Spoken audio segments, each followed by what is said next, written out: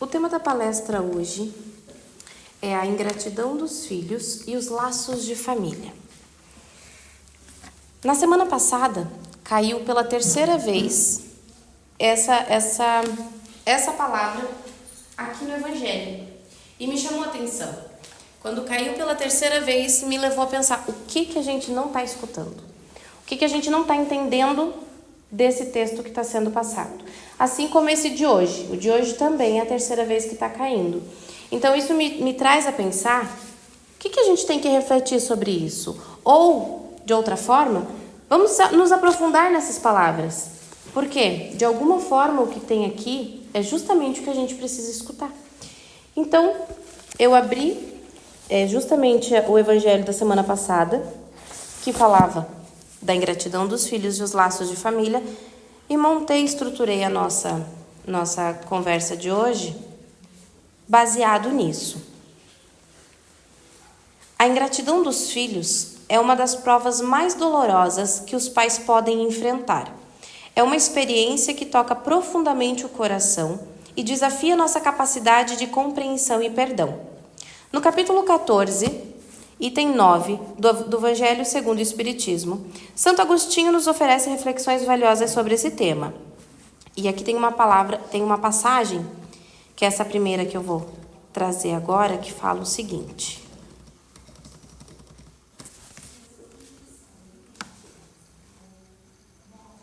A ingratidão é um dos frutos mais diretos do egoísmo.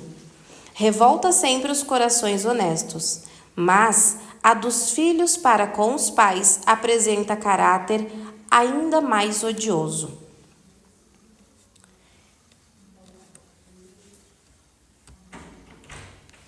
Aí, como introdução, eu já vou começar mostrando um vídeo.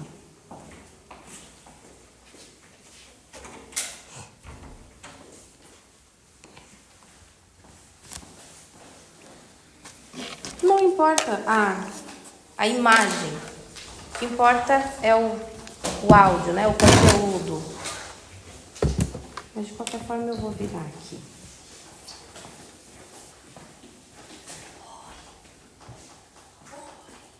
Você sabia que seu filho escolheu você antes mesmo de nascer?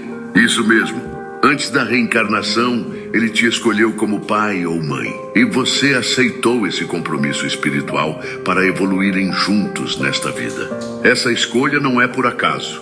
Ela faz parte de um planejamento feito no plano espiritual, onde os espíritos, com a ajuda de mentores, definem sua próxima jornada na Terra. Os desafios, as lições e a família ideal para seu crescimento. Os pais e filhos que temos aqui, na verdade, fazem parte de uma família espiritual maior, conectada por amor, aprendizados e vidas passadas. E mesmo que existam conflitos, eles são oportunidades de cura, reconciliação e evolução. A reencarnação não é apenas nascer e morrer. É um caminho de desenvolvimento da alma rumo à luz. Seu filho te escolheu por amor. E juntos, vocês estão aqui para crescer e transformar. Se você é grato pela família que recebeu, diga: obrigado, Senhor, por me colocar exatamente onde eu precisava estar para cumprir teus planos.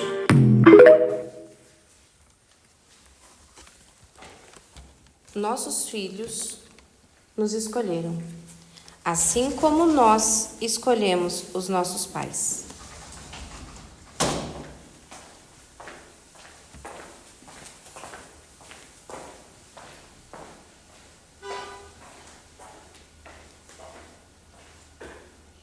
Ali fala que nós escolhemos a família ideal para o nosso crescimento. Para o nosso crescimento, o que quer dizer? Quer dizer para a nossa felicidade plena? Ou para a gente nascer naquela família que dá justamente o que a gente gosta? Que é a família que tem afinidade? Não. Nem sempre é nas coisas boas que vem os aprendizados. Normalmente é o contrário. Normalmente os aprendizados vêm justamente nas dores e nos sofrimentos. Então a família nós escolhemos desenhando o nosso plano pré-reencarnatório. Nós desenhamos o plano e nós desenhamos tudo aquilo que a gente precisa aprender nessa encarnação. Tudo aquilo que a gente precisa desenvolver em nós, aflorar em nós para os aprendizados que viemos buscar aqui na Terra, que viemos viver, experienciar aqui na Terra. E a família, ela é um ponto-chave para isso. Por quê? Muitas vezes nós passamos encarnações com desafetos. Só que, pela lei de amor, nós precisamos manter isso em equilíbrio. A gente não pode simplesmente desencarnar com problemas ou com ódios ou com pendências com a qualquer pessoa e deixar e ficar assim. Existe uma balança, um equilíbrio. Então, se em algum momento a gente gerou ódio, egoísmo, raiva, a gente precisa equilibrar. Já falamos em várias palestras, em várias conversas diferentes, nós falamos sobre isso. Mas a família, ela é um ponto que vem para todo mundo. Se hoje a gente sentar com cada um, conversar sobre a família, eu tenho certeza que cada um tem os seus desafios dentro da sua família. Por que disso? Porque nós temos acertos a vivenciar e nós temos dores a aflorar. E qual laço maior do que o laço de família? De mãe, de pai, de filhos, de irmãos. Esse é o maior laço existente hoje aqui na Terra. Então é ali que vai vir os maiores desafios. Mesmo que existam conflitos, eles são oportunidades de cura, reconciliação e evolução. O vídeo trouxe essa frase, eu grifei aqui para falar sobre ela. Mesmo que existam conflitos, quer dizer, sempre tem os conflitos, certo? Mesmo que existam conflitos, eles são oportunidades de cura, reconciliação e evolução. Para o outro, não, para nós. Primeiro para nós. Pode ser uma oportunidade de cura para o outro? Sim. Mas o que cabe aqui é quem? É nós. Cada um cuida, é responsável pela sua evolução. Nós somos responsáveis por nós. Então, quando se diz de desafios, de problemas, de dores, a gente tem que olhar para quem? Para aquele que nos afetou e causou a nossa dor? Ou para o que em mim trouxe essa dor? Ou o que em mim eu preciso curar e olhar no momento que foi causada essa dor?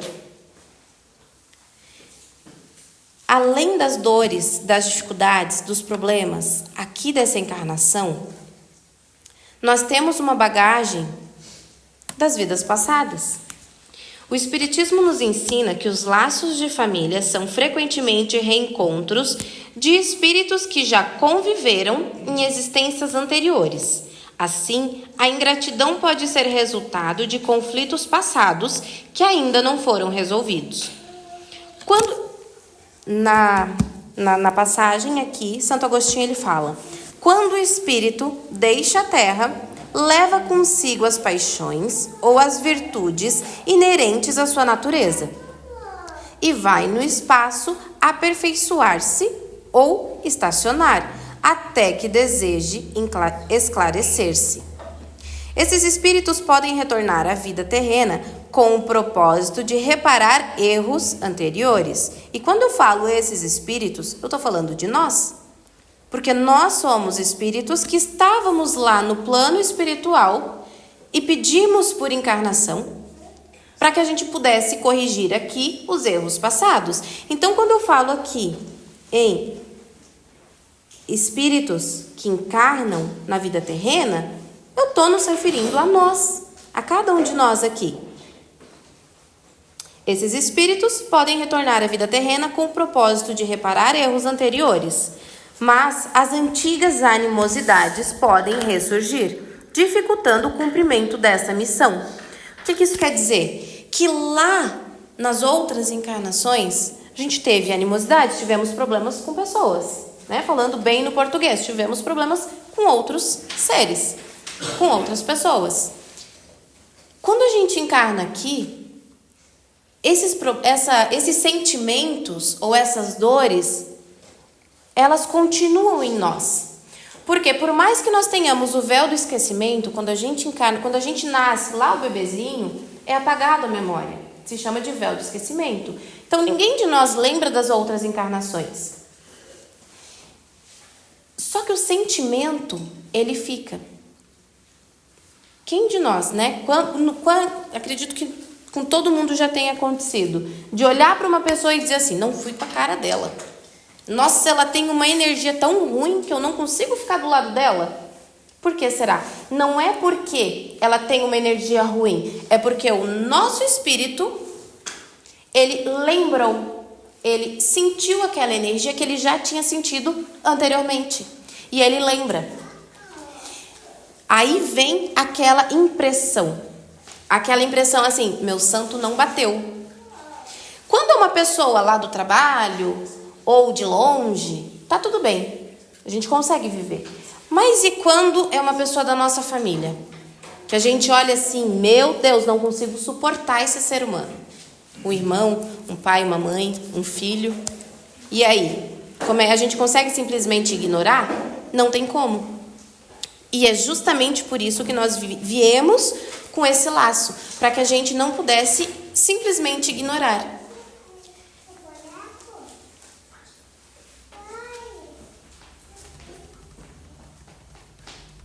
Então volta, essas animosidades, elas voltam, esses sentimentos, esses desgostos, essa antipatia, essa é a melhor palavra, essa antipatia por algum familiar, ela permanece, por mais que a gente não entenda. Mas tá, qual é o papel dos pais? Educação e amor. E agora eu vou rodar um segundo vídeo.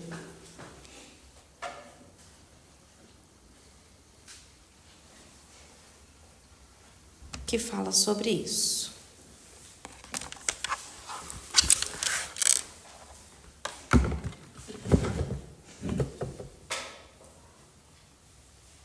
Eu tinha deixado tudo aberto.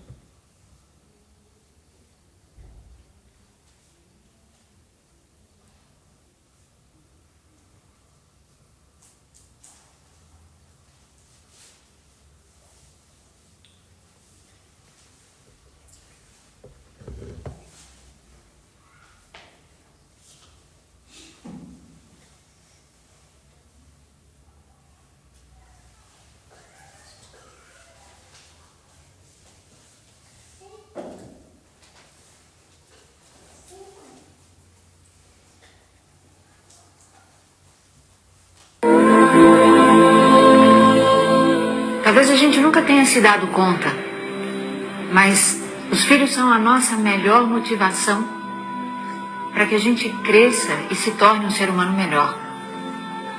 Por uma razão muito simples, porque eles vieram para nós pelo amor.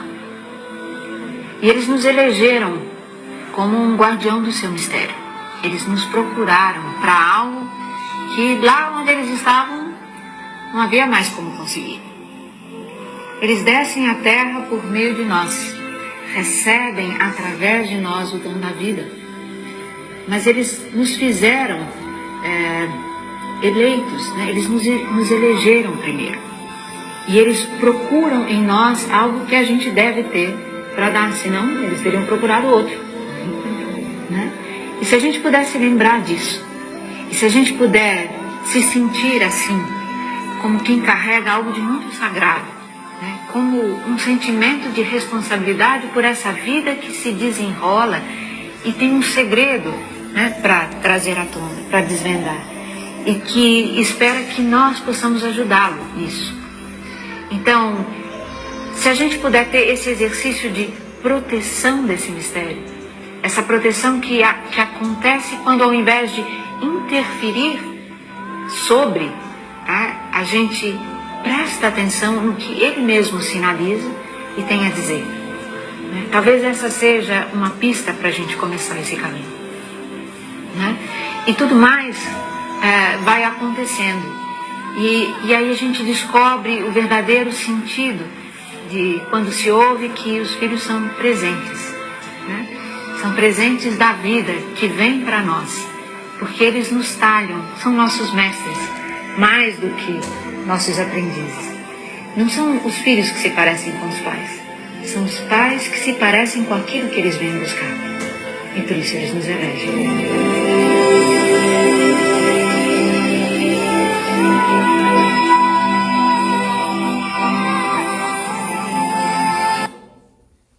Eles nos escolhem porque a gente tem algo que eles precisam.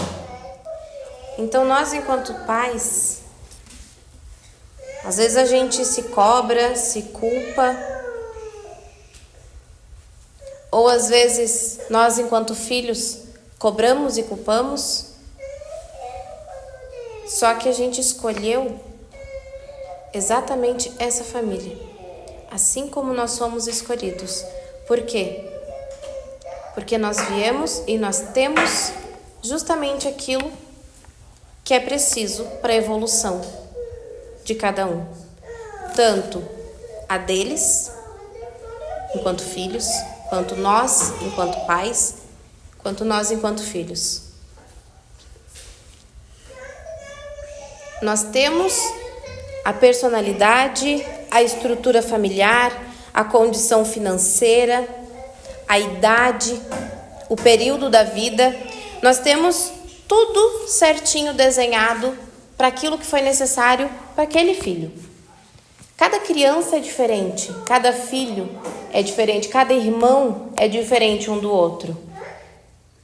Porque eles têm bagagens diferentes. Porque eles têm necessidades diferentes. Então, nós, enquanto pais, a nossa obrigação é dar amor, encaminhar da melhor forma possível. Perfeito? Não.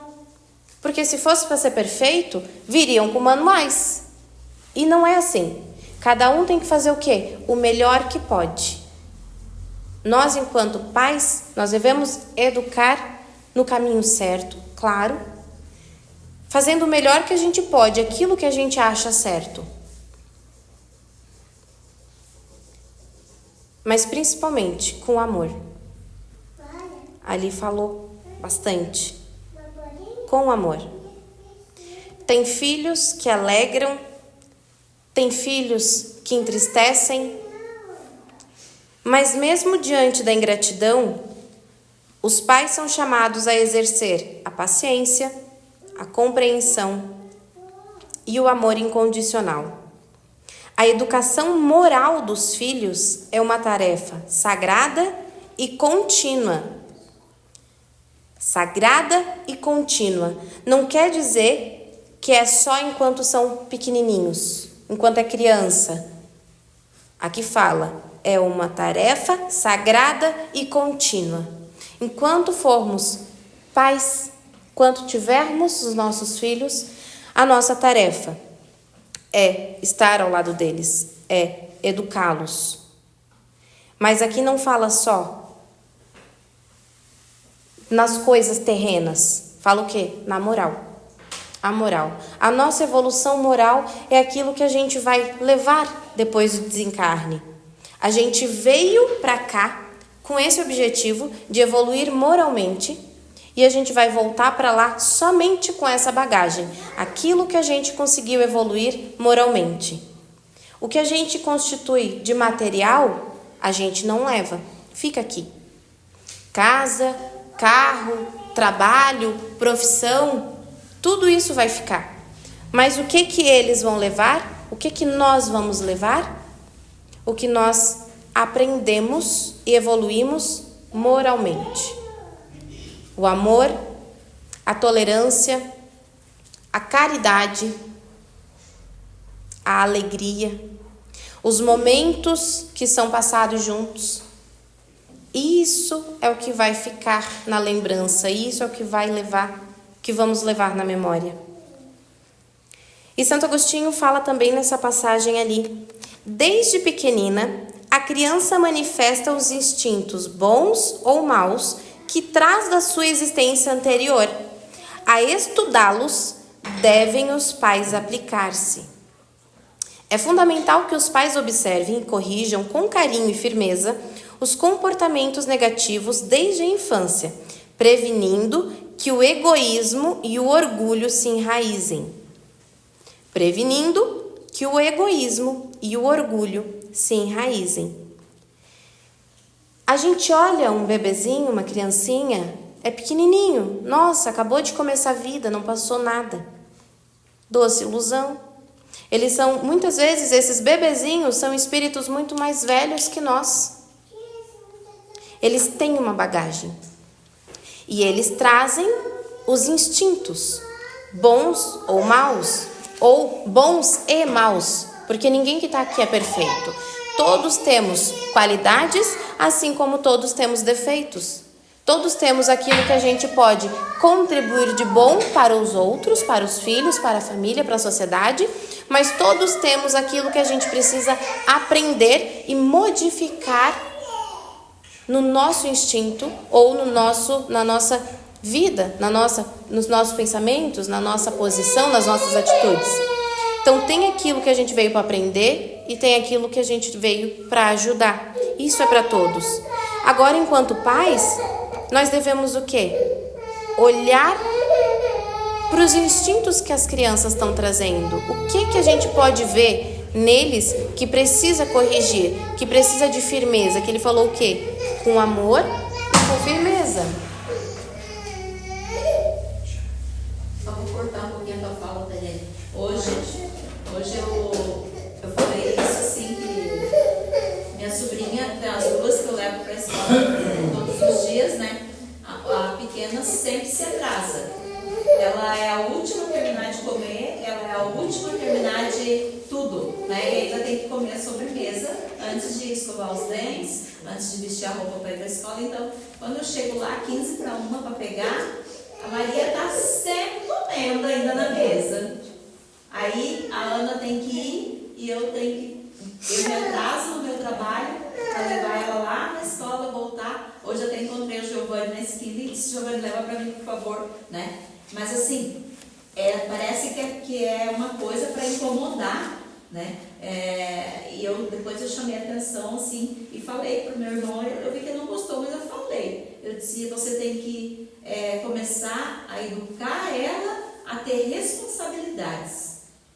A saber que o horário que a tia chega tem que estar pronta já. Por que a outra está pronta e ela não?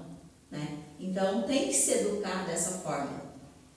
Se ela come devagar, começa a alimentar mais cedo, então. Porque não dá para ser assim. Porque o ano que vem ela vai para o primeiro ano. Ela não vai poder chegar na escola 1h10, 1h15. Ela tem que ter regras. Todos nós temos regras. Né? Um dia você chegar atrasado, tudo bem. Mas sempre não. E assim, eu percebo que é dela aquela lerdeza, né? Aquele jeito, assim. E eu pedi pro meu irmão, se você tem que começar a alimentar ela mais cedo. Então tem que regrar ela. E isso quem faz nas nossas crianças somos nós. Os adultos. Nós adultos. Né? Muitas vezes impor é difícil, eu não sou mãe. Mas assim, a minha profissão, por 37 anos, me dá coragem de falar.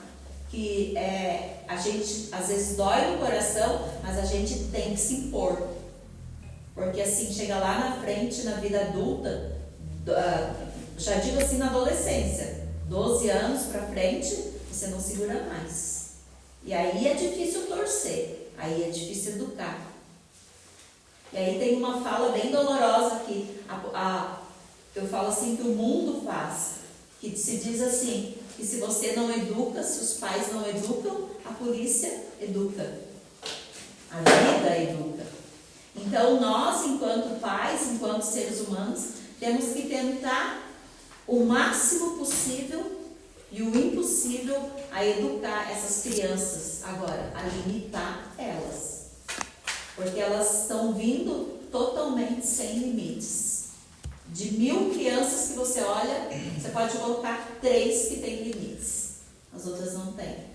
Você propôs um ponto fato. Em cima, elas não estão vindo sem limites. Nós que não estamos sabendo colocar limite. Porque nossos pais colocavam limite pra gente.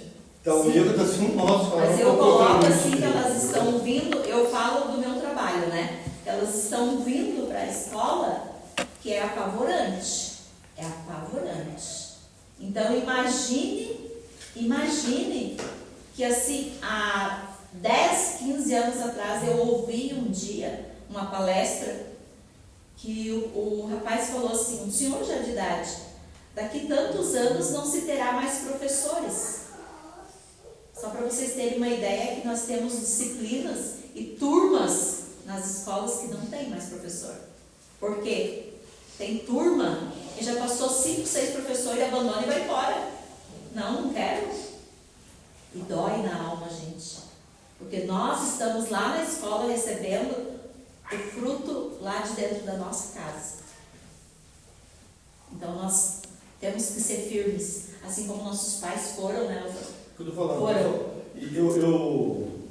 Eu quando chego na escola, vou direto na escola. Meus filhos são os amores. Né? A primeira coisa que eu falo para o professor, para o diretor, é o seguinte: tudo que vocês falaram, acredito, não acredito nada nisso. Então começa por aí. Agora os pais vão reclamar porque o professor está sendo rígido com o filho. Aí acabou o limite. Por isso o professor não sai da escola por causa disso. Porque a escola não está dando suporte para o professor agir. Por quê? Se a escola der suporte para o professor agir, aquele voto, o próximo candidato não vai ter. Mas eu Então, o que está problema é que estão distorcendo as coisas. Política, eleição é uma coisa. Professor de sala, diretor, é outra. Não pode se misturar. Eles estão misturando, aí está essa anarquia desse tipo. É que, na verdade, está se jogando para cima da escola a responsabilidade de pai e mãe. Né? De mãe, de pai. Mas né? quando você age, os pais e as mães vão lá, você está errado. Vou dizer para vocês, enquanto educadora, né, tá aqui do SEC, que não deixa eu mentir, tá aqui quem mais que é professor? Bruna. Bruna não. Rúbia. Quem mais é professor? Mais alguém?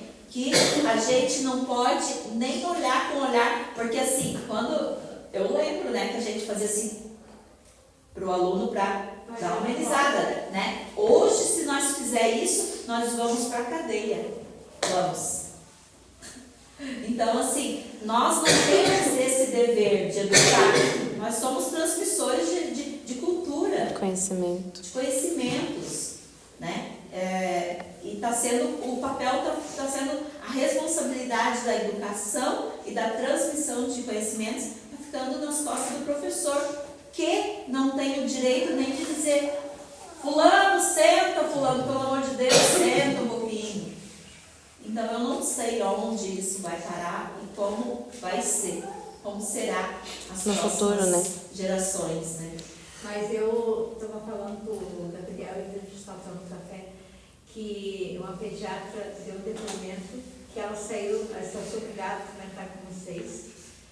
Eu saí dentro de sala, né, jantar agora do quarto, de uma criança de 6 anos que tomou um monte de remédio da mãe para se matar, de morrer. 6 anos? 6 anos. Ela falou assim: gente, eu acabei, assim, eu olhando uma criança de 6 anos, queria acabar com a vida, o que é isso?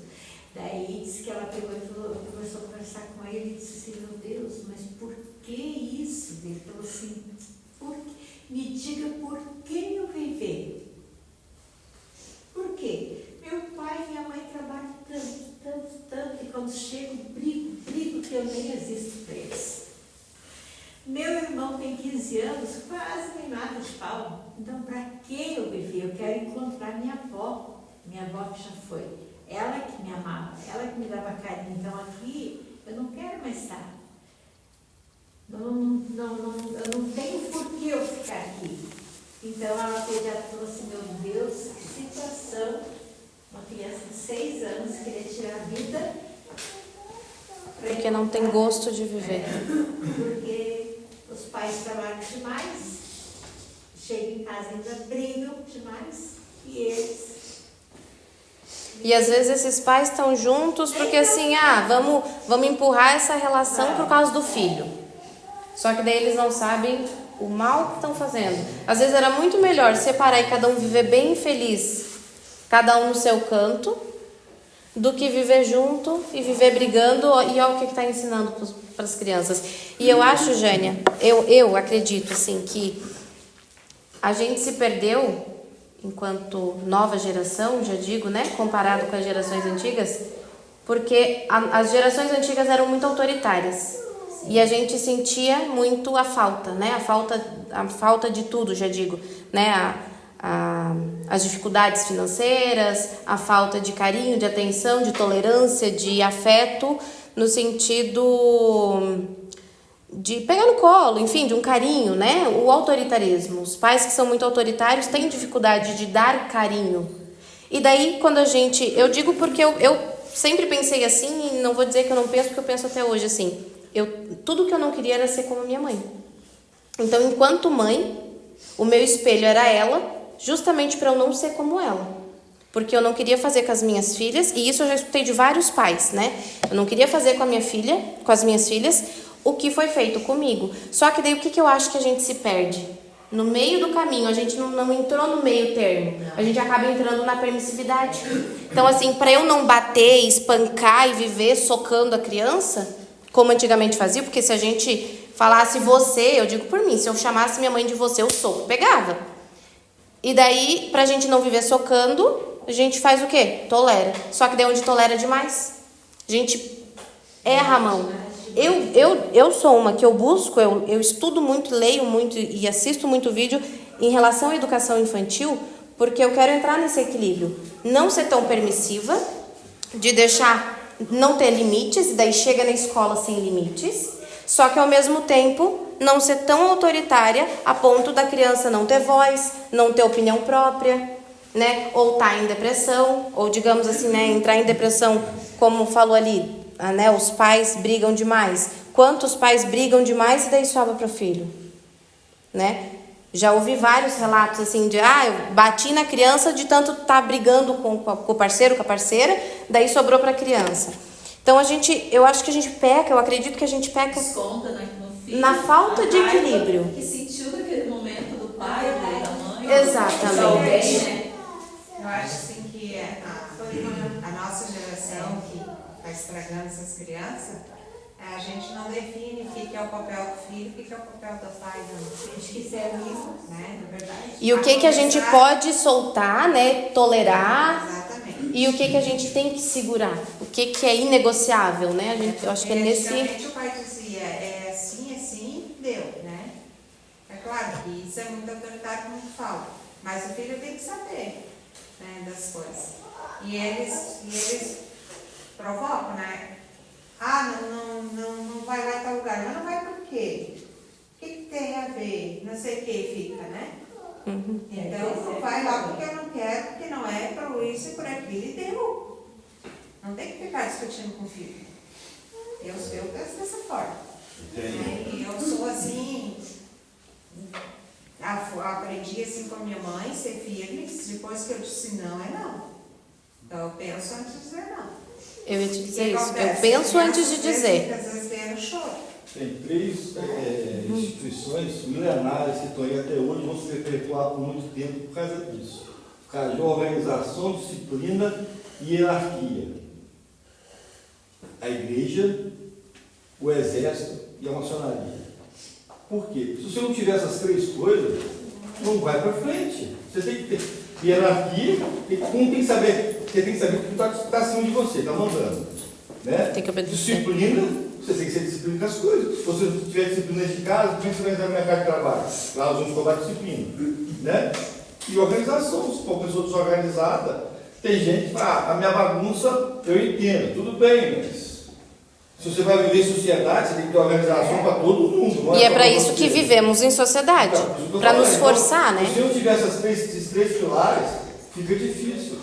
Autoritário é até certo ponto. Você pode deixar a criança brincar das ideias, mas aí tem que ter uma coordenação para poder não extrapolar. Né? E isso que eles não estão entendendo, eles acharam que pode tudo. Igual a parte aí do homossexualismo. Não sou contra, né? Todo mundo escolhe o que quer, Mas entre não ser contra e incentivar, tem uma grande diferença. O que eles estão fazendo hoje é incentivando a pessoa a ser homossexual. Se ela nasceu, se tem aquela vontade, se está dentro dela, ela vai ser, precisa incentivar. Né?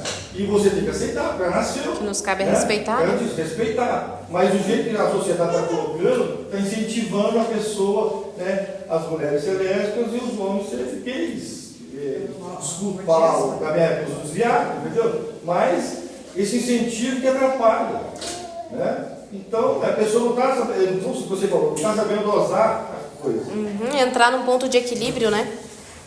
Sim, e daí a gente acaba se cobrando, os filhos acabam se cobrando, e daí é onde vem o quê? As culpas, né? O jogar na cara, os ódios, as mágoas. Então, cada um vive no seu canto. Aí, ou, né, quantos casos a gente já viu assim, não, vou expulsar de casa, já que não cumpre as regras da minha casa, vou expulsar de casa. E daí entra no outro extremo e abandona. E aí vem a importância do quê? Do perdão e da caridade. Fazer perfeito ou ser perfeito, ninguém vai ser. Ninguém é. A gente busca o melhor. E às vezes, mesmo buscando o melhor, a gente erra. Só que o que estava falando ali no livro? O que Santo Agostinho trouxe? Que o pai e a mãe, os pais que educam e mostram o melhor caminho, eles... Ai, agora me fugiu.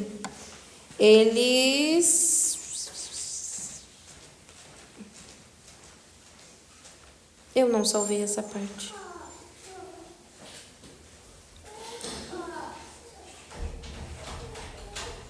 Mas ele fala ali que é como se a gente fosse perdoados.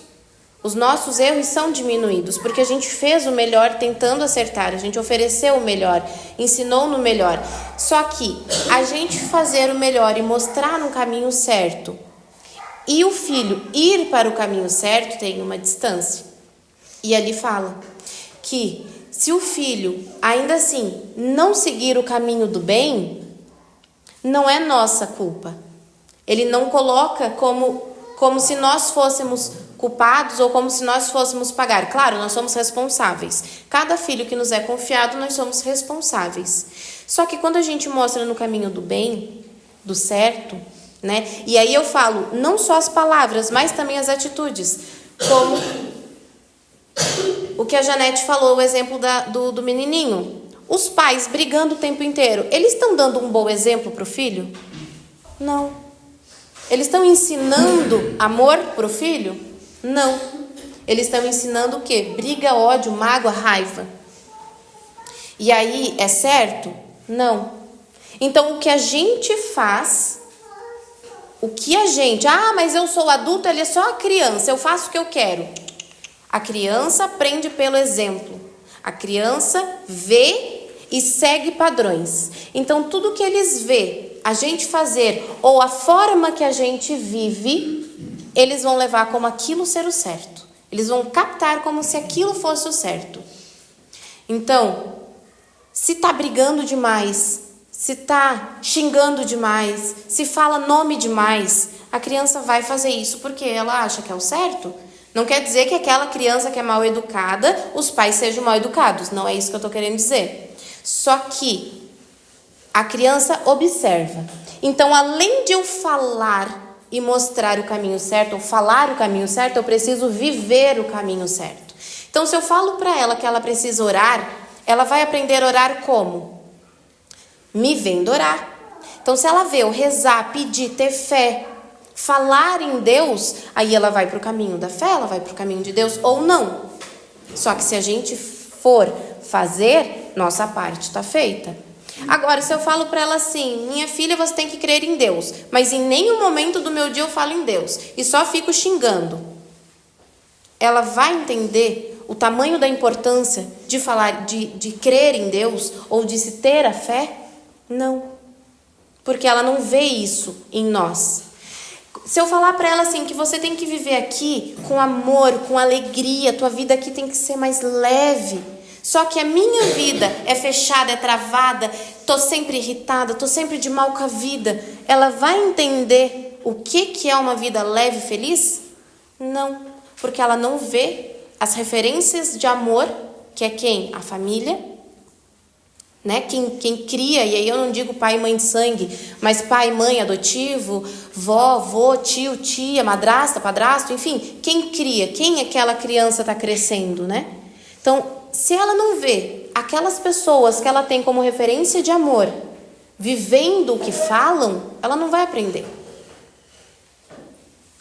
E aí entra toda a bagagem de outras vidas. Então, se ela já tem tendências ao egoísmo, à raiva, ao suicídio, o que vai acontecer? Aquela família, ela pode aumentar ainda mais aquela tendência, ou diminuir, ou equilibrar. Aí é que está a importância de nós, dos pais. Observar aqui falou o quê? Estudá-los, os instintos bons ou maus, a estudá-los devem os pais aplicar-se.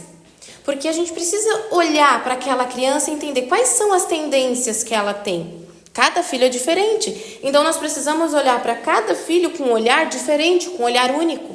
Quais são as tendências que esse tem?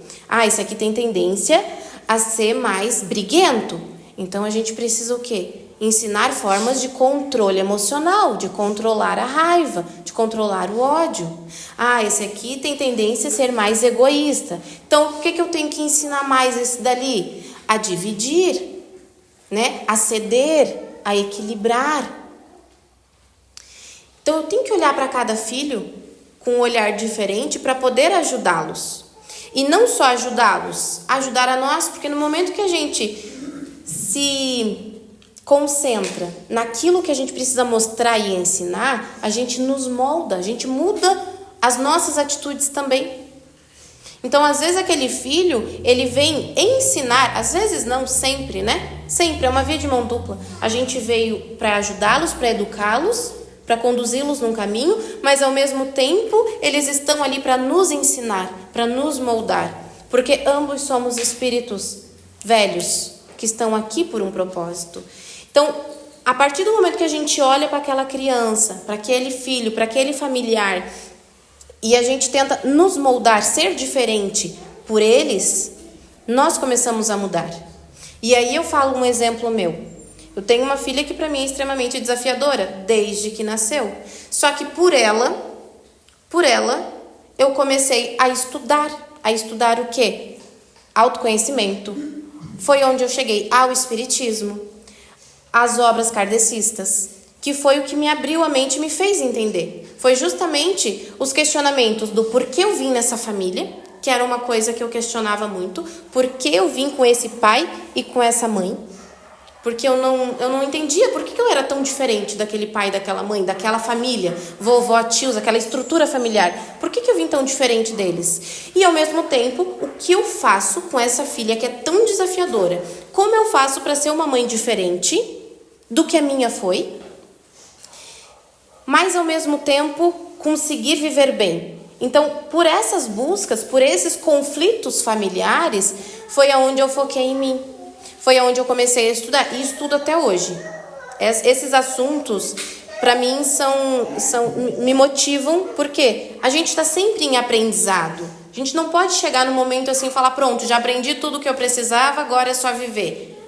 Quando a gente não tiver mais aprendizados na Terra, é o nosso momento de partir.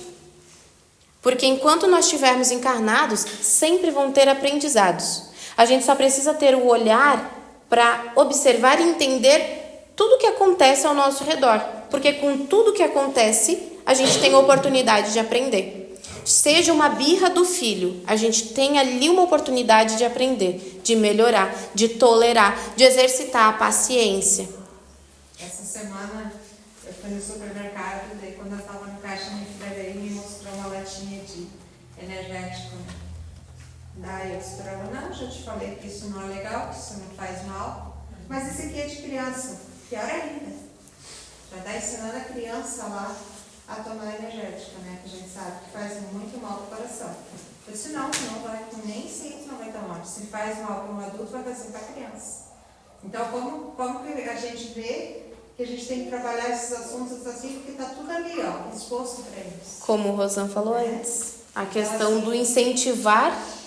Ah, mas uma latinha não é nada. Fala, não, você vai deixar porque eu não concordo com isso. Né? Então, eu cheguei em casa e explicar para ela. Ah, mas a dipinância não faz mal. Quem te disse que a dipinância não faz mal?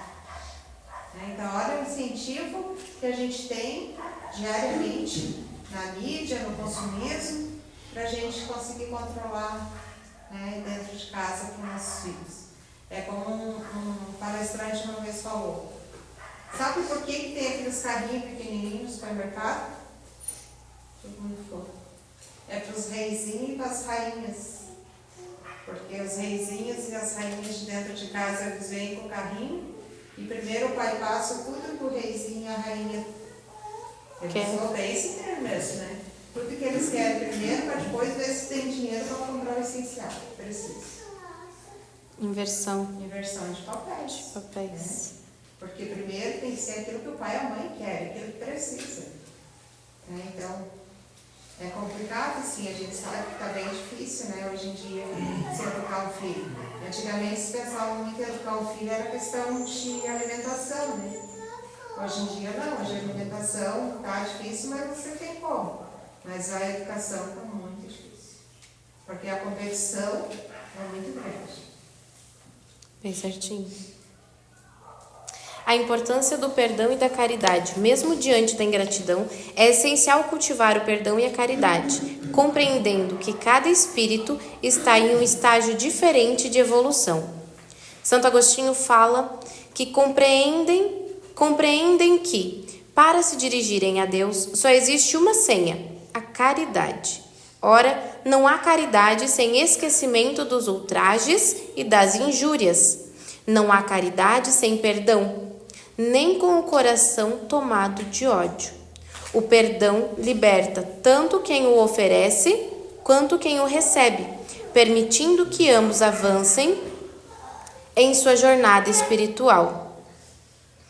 Então, a caridade, olha que interessante, ele fala aqui da caridade não como material, mas ele fala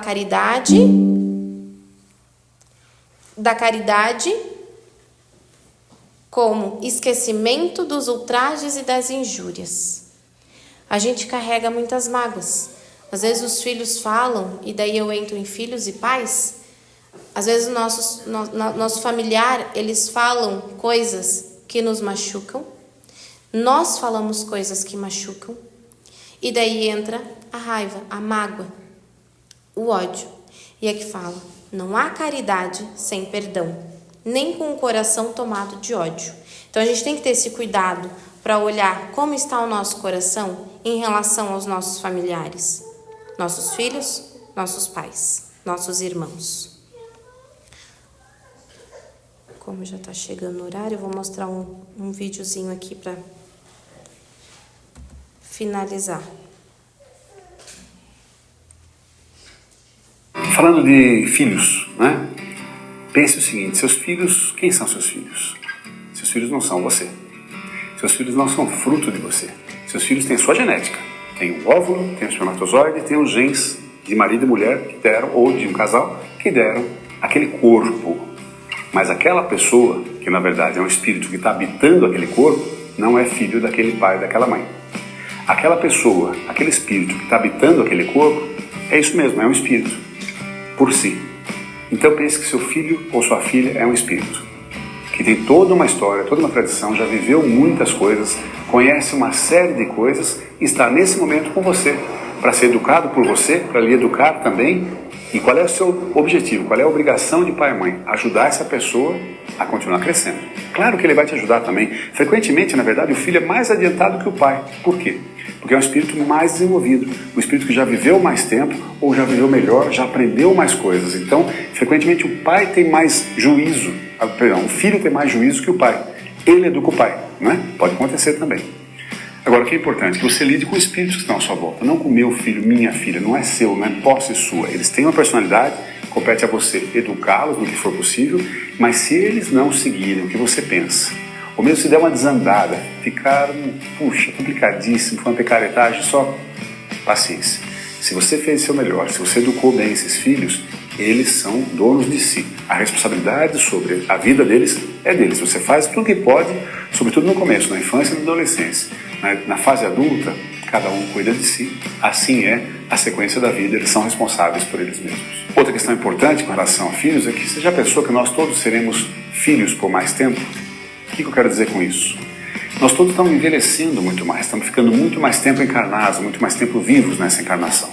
Com isso, você vai ser filho até os 50, 60, 70 anos, 70 não sei, mas bastante anos, porque seu pai e sua mãe vão viver até 90, 100, cento e poucos anos.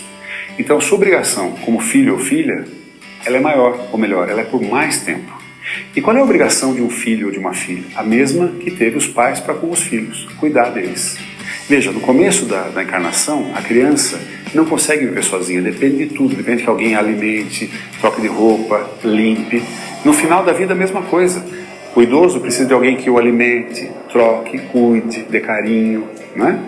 Quem é que faz isso no começo da vida? Os pais cuidam dos filhos. Quem é que faz no fim da vida? Ao contrário, os filhos cuidam dos pais. Então, sim, a sua obrigação é cuidar de seus pais. E cuidar não é só prover dinheiro para alguém cuidar, também prover carinho, conversa, não é? Tudo que você puder providenciar para que eles tenham uma velhice digna e possam se preparar para um desencarne na maior tranquilidade possível.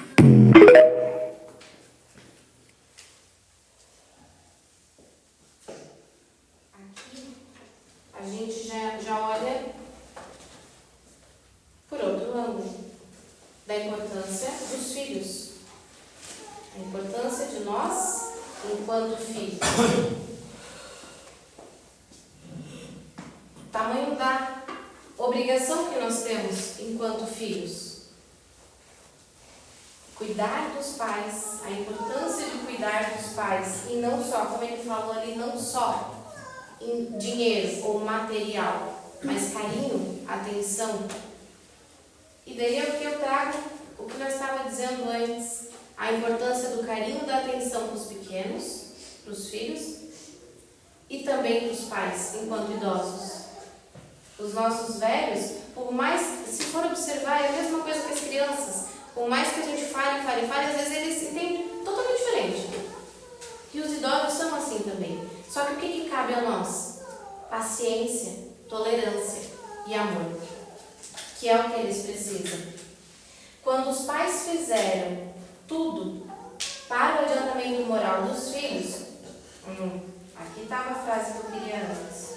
Quando os pais tudo fizerem para o adiantamento moral dos filhos, se não conseguem êxito, não tem do que se lamentar e sua consciência pode estar tranquila. Mesmo que nesta vida a ingratidão persista, há sempre a oportunidade de reconciliação em futuras existências. Então, por mais que nessa encarnação a gente não consiga, tentamos, mas não deu certo. Tentamos vir como pai, como filhos, mas não, por algum motivo não conseguimos. Manteve o ódio, manteve o rancor, manteve a raiva, e um dos dois desencarnou, manteve isso. A gente sabe que sempre vai ter oportunidade de reconciliação. Então, se a gente desencarnou, se a gente está aqui, mas um dos nossos desencarnou, a gente pode manter ainda assim o coração tranquilo. Não precisa trazer a culpa. A culpa, porque já foi, mas agora já foi. Desencarnou e estamos com mágoa, com ódio, com raiva. É cuidar do coração, é cuidar do sentimento e manter a consciência que a gente volta e tem a oportunidade de se reconciliar. Agora eu quero trazer só uma reflexão final.